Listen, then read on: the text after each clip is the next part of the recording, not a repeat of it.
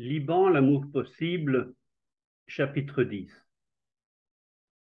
Ils reprirent leur marche pénible jusqu'à la route côtière en suivant un chemin de traverse afin d'éviter le flot de tous ceux qui affluaient encore vers la résidence du ministre. Ils traversèrent la route un peu au sud de la petite ville, marchant pieds nus, car leurs chaussures étaient restées collées dans la boue. La grande route était hérissée d'éclats d'obus, et Samy se coupa le pied. Mais il continua bravement, en boitant, car au fond de son cœur, il était soldat, et quelque chose de vaguement glorieux restait attaché pour lui à cette tragédie, la guerre. Ils poursuivaient leur marche en silence, désespérés, trop fatigués, même pour avoir peur, fixant seulement leur attention sur le pas suivant à faire. La lumière du jour revenant, le bombardement avait repris et des coups de canon éclataient au nord et au sud. Ils trouvèrent un sentier à travers des cultures maraîchères et s'y engagèrent avec peine en direction de la route des collines. Tâchons de grimper encore un peu, dit soudain Elias, et si vous pouvez vous cacher dans les buissons, je redescendrai en me faufilant entre les arbres pour voir si la voiture peut encore fonctionner. Avons-nous de quoi manger? Ils avaient des biscuits que la pluie avait détrempés, des olives, quelques oranges cueillies aux arbres, une botte de navets qu'ils avaient arrachée dans les champs et de l'eau en abondance. La perspective d'un petit déjeuner les rasséréna un peu. Ils s'accroupirent sous un buisson de grenadiers et chacun suça une orange. Personne jusque-là ne les avait aperçus car la journée était grise et brumeuse et la visibilité mauvaise. Des nuages bas planaient sur les montagnes et la pluie semblait vouloir se remettre à tomber. Ils avançaient lentement cette fois et l'après-midi était déjà avancé lorsqu'ils tournèrent en direction du nord et parvinrent à un petit bois, où ils se tapirent un peu au-dessus de leur maison. La ville était cachée sous un voile de fumée, et le fracas causé par la destruction et l'effondrement des immeubles les rendait presque sourds. La voiture se trouvait un peu plus bas, bien cachée. Sois prudent, Elias, fit brusquement Rosa. Toute la journée, elle avait été à ses côtés et ne pouvait supporter d'être séparée de lui. Je serai prudent, dit Elias. C'est seulement à quelques centaines de mètres, au bas de la côte. Si la voiture est toujours là et si elle marche, vous pourrez sortir d'ici et venir à ma rencontre sur la route dans une dizaine de minutes. Ils finirent de mâcher leur navet et sortirent en rampant pour rejoindre la route. Le couchant n'était marqué que par un trait lumineux suspendu au-dessus de la mer dans un ciel menaçant. Des colonnes de réfugiés se pressaient toujours, telles des fourmis, en direction de la côte, et une flottille de petits bateaux continuait à effectuer son va-et-vient. Ils attendaient, l'esprit tendu, l'oreille aux aguets, et tout à coup, c'était à peine croyable, ils l'entendirent. L'auto arrivait au tournant de la route, en peinant bien un peu, mais leur soulagement fut si grand qu'ils éclatèrent de rire et poussèrent ensemble des cris de joie. Elias, cependant, les mains en volant, ne riait pas. Il leur dit de se dépêcher de monter et de prendre garde aux éclats de verre. Le pare-brise et les phares, en effet, avaient été brisés. Faites vite, leur dit-il. Il commence à pleuvoir et les routes sont dangereuses. Si le vent chasse la pluie dans nos yeux, ce ne sera plus possible de conduire, surtout sans phare quand la nuit viendra. Mais nous pouvons rouler pendant quelque temps encore, seulement jusqu'en haut des rochers. Nous y trouverons bien un endroit pour nous mettre à l'abri. Lamia n'oublierait jamais cette course, car elle fut d'une certaine manière presque aussi terrifiante que leur attente angoissée dans la cave. La route montait par des virages en épingle à cheveux, et lorsqu'ils eurent dépassé les villages, il pleuvait à verse, et la nuit commença à tomber. Le vent chassait la pluie dans leurs yeux, les empêchant de voir, et Elias arrêta la voiture à l'écart. C'est impossible d'aller plus loin, fit-il catégorique, mais les rochers sont tout près. Venez les enfants, prenez les couvertures et suivez-moi. Ils étaient effondrés sur les banquettes mouillées, engourdis et trop fatigués pour faire un mouvement, mais leur mère les encouragea pour ce dernier effort. Venez, dit-elle. Encore une toute petite côte à monter et puis nous serons à l'abri. Samy, tu vas nous trouver une grotte et nous mangerons les olives et les navets. Regarde, papa a sa lampe de poche et il cherche déjà un endroit. Elle faisait comme si c'était un jeu, et une fois encore, ils se montrèrent à la hauteur de la situation. Ils parvinrent ainsi, tout en trébuchant, à monter la dernière petite côte. Une fois au milieu des rochers, le vent et la pluie battante ayant soudain cessé, ils eurent comme une sensation de chaleur. Ils trouvèrent une anfractuosité sous un rocher en surplomb. Ici, nous pourrons dormir au sec, dit Rosa. Elle couvrit les enfants, blottis l'un contre l'autre, et ils s'endormirent presque aussitôt, trop fatigués pour avoir faim. Puis elle s'assit près d'eux, tout en grignotant des navets avec son mari. Ils avaient froid, ils étaient trempés et épuisés, mais c'était merveilleux d'être en sûreté loin du bruit des canons. Ils furent soudain frappés par le profond silence qui régnait. La pluie a cessé, fit Elias. Oui, dit Rosa, regarde. Penche-toi, Elias, et regarde de l'autre côté de la paroi. Il se pencha pour voir. Les nuages s'étaient disloqués, et la lune pâle, inondée de lumière argentée, la vallée au-dessous d'eux. Plus bas, au pied de la montagne, elle devait briller sur le carnage et sur les morts. Mais ici, sur la hauteur, parmi les rochers, elle semblait porteuse de guérison et de bénédiction. Rosa s'appuya contre lui et ils continuèrent à parler d'une voix que le sommeil gagnait déjà. Je suis bien contente que nous soyons restés ensemble, dit Rosa. Tout s'est arrangé pour le mieux. Oui, je plains les pauvres gens ballottés ce soir sur la mer, et peut-être qu'ils ne reverront jamais les leurs. Nous avons eu de la chance de pouvoir traverser la grande route. Les enfants ont été merveilleux. Pas un n'a grogné ou fait des histoires. Oui, je suis fier de nos enfants. Et demain, s'il plaît à Dieu, nous les conduirons en sûreté. Oh, Elias, comme je suis heureuse que nous soyons restés ensemble. Il se leva, étendit les deux couvertures qui restaient et la prit dans ses bras. Elle murmura sa prière du soir contre son épaule et ils s'endormirent. Rosa se réveilla au point du jour et fut soulagée de ne pas entendre le crépitement de la pluie. Ils avaient encore un peu de nourriture en réserve dans la voiture, des figues sèches, des olives et du fromage, de sorte qu'ils pourraient se restaurer tous ensemble.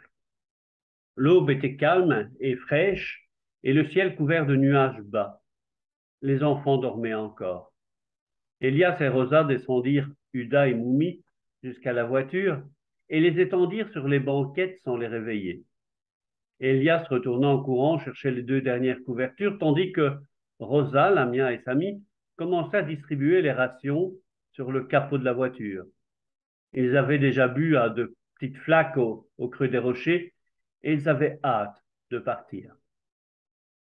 Dans le silence des collines, ils entendirent au loin venir une voiture, mais ils n'en furent pas alarmés, car beaucoup de réfugiés comme eux seraient sur les routes aujourd'hui, et certains qui devaient avoir trouvé refuge dans les villages d'en bas chercheraient à continuer leur voyage dès le jour venu. C'était une jeep lourdement chargée, des fusils pointant au-dessus des têtes, qui descendait la route à toute allure. Ali, le conducteur, avait été engagé pour combattre dans les montagnes, mais il voulait absolument rejoindre son armée pour participer à la tuerie, quand on allait finalement exterminer sur la côte cette vermine de chrétiens. À peine une semaine plus tôt, ils avaient bombardé et détruit un quartier musulman avec une férocité toute sauvage. Ali grinça des dents à cette pensée et appuya sur l'accélérateur pour arriver plus vite sur les lieux de sa vengeance. Il avait fait des recrues, autant qu'il pouvait en entasser dans sa jeep. Et parmi elles se trouvait son fils, Rachid, âgé de 15 ans, en route pour la première fois vers la vraie guerre. L'adolescent palpait avec tendresse la gâchette de son fusil et des frissons d'appréhension mêlés de joie lui parcouraient le corps. On lui avait appris à s'en servir, mais n'avait encore jamais tiré sur une cible vivante, et il en mourait d'envie. La jeep, tout à coup, effectua un virage à toute vitesse, dans un tournant de la route. et Rachid eut juste le temps de voir une voiture arrêtée, dont le pare-brise avait été déchiqueté. Deux jeunes enfants étaient endormis à l'intérieur, et une femme, une jeune fille et un gamin, tout couverts de boue et frissonnants, étaient debout autour du capot en train de manger. Vermine de chrétiens qui fuient devant leur vainqueur. La tentation fut irrésistible. Rachid épaula son fusil et avec un cri de triomphe fit feu. La femme l'avait aperçu juste avant qu'il n'appuie sur la gâchette et elle avait bondi devant ses deux enfants, les bras étendus tels une silhouette sur un crucifix. Ayant criblé de balles son corps et le capot de la voiture, Rachid se pencha hors de la Jeep pour la voir s'effondrer sur le sol. Ne gaspille pas tes munitions sur des femmes et des enfants, lança le père sèchement. Tu en auras besoin pour les hommes d'ici une heure. Pas mal quand même ton coup, remarqua-t-il, à contre-cœur. Rosa n'était pas morte quand Elias arriva d'un bond auprès d'elle. Le jeune fou de la gâchette n'avait pas touché le cœur, mais les balles avaient traversé les poumons et percé le bas de l'abdomen. Et il devait y avoir une hémorragie interne abondante. Il avait déjà vu cela et savait que la mort ne tarderait pas. La respiration était rapide et faible. Elle le regardait, lui semble-t-il encore consciente. Ignorant les cris poussés par ses enfants penchés sur elle, les genoux dans la boue, il l'appelait par son nom, lui disait qu'il l'aimait, se maudissait lui-même de ne jamais le lui avoir dit avant. Comme cela était inutile, ne le savait-elle pas depuis toujours? Elle essaya de le lui dire, mais il commença à faire très sombre et tout semblait flou et si lointain. Elias, Lamia, Amin. Où était Amin? La silhouette sur le crucifix, ses enfants. Quelqu'un qui l'appelait et lui disait qu'il l'aimait, mais elle ne savait pas bien lequel c'était. Peut-être tous à la fois.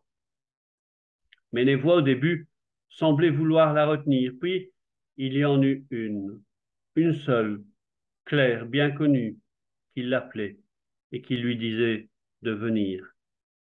Je le sais, murmura-t-elle. Rien d'autre ne compte.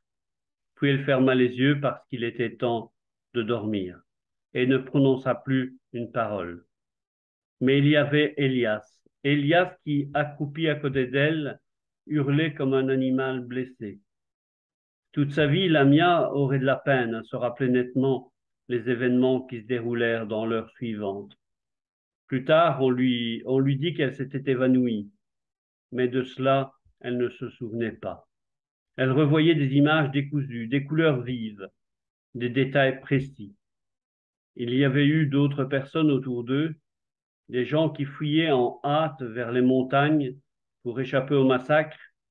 La plupart avaient passé la nuit au village d'en bas. Et parmi eux, un homme avait aidé Elias à sortir les outils du coffre de la voiture et à creuser une tombe peu profonde. Lamia avait remarqué qu'il pleurait. Il disait qu'il avait déjà enterré sa petite fille, morte de blessure, à environ 1 kilomètre de là.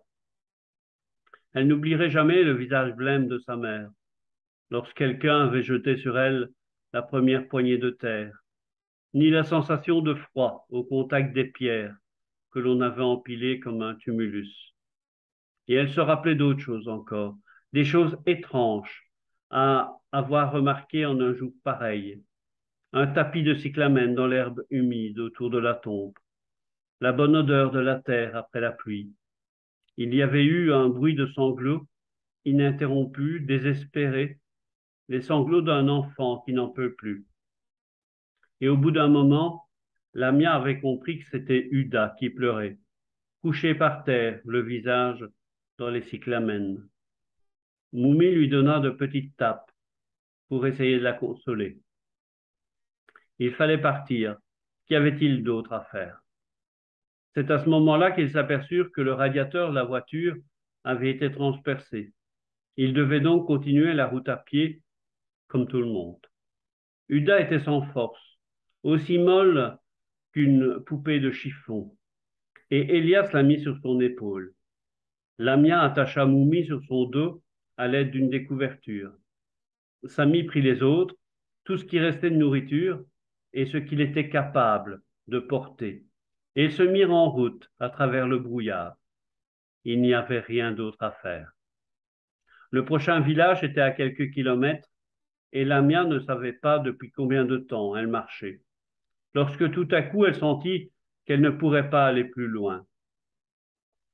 Moumi, endormie sur ses épaules, devenait un pesant fardeau, et elle se sentait à bout de force, prête à défaillir. Mais au moment où Lamia allait tomber, quelqu'un, l'homme dont la petite fille était morte, ôta Moumi de son dos et l'aida à se remettre debout. Puis il hissa le petit sur ses propres épaules, comme à la place de l'enfant disparu. Le soulagement fut si grand que Lamia se mit à pleurer pour la première fois. Elle détendit son dos et releva la tête. Le brouillard s'était dissipé et il y avait une éclaircie dans le ciel.